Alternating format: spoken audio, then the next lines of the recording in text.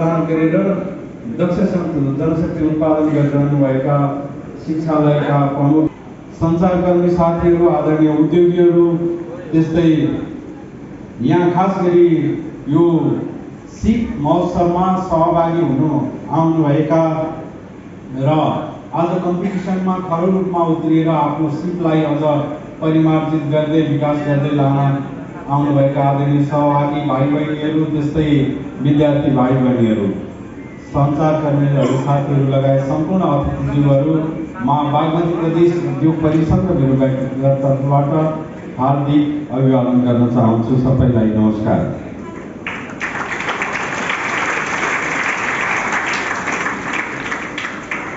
सिप महोत्सव 2082लाई हाम्रो प्रमुख अतिथिज्यू एवं अतिथिज्यूबाट विशेष अतिथिज्यूहरूबाट उद्घाटन भइसकेको छ र अहिले हामी उद्घाटन कार्यक्रमको मात्र समापन समारोहमा छ। यसपछि हामी विभिन्न सिप महोत्सव अन्तर्गतका विभिन्न चरणका कार्यक्रमहरू अगाडि बढाउनेछौँ र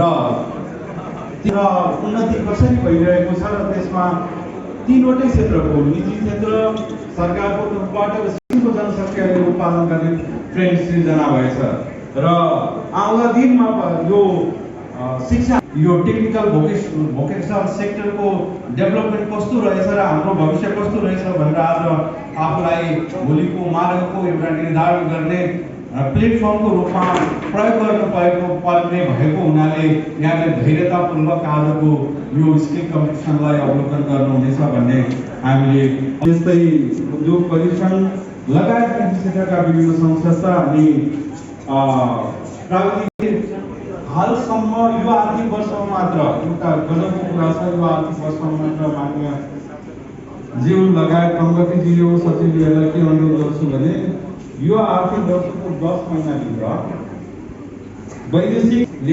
वैदेशिक रोजगारीको लागि गइसक्यो। स्थिति हेर्दाखेरि गत यही 10 महिनामा 3,73,307 जना 10 महिनाभित्र जानुभयो भनेपछि यो बढ्दो क्रम छ। यो बढ्दो क्रम त हामी अहिले जोड्ने प्रयत्न गरिरहेका छौँ। यहाँ सरकारको मान्यज्यू अगाडि रोजगारीका अवसर सृजना गरिसकेपछि र अहिले देखिरहेका छौँ त्यसमा न्यूनीकरण आउन सक्छ। शिक्षाको खास गरी प्राविधिक शिक्षाको स्तरोन्नति गर्नुपर्नेछ। प्राविधिक शिक्षामा विश्वसनीयता बढाउनु पर्ने आवश्यकता देखिन्छ।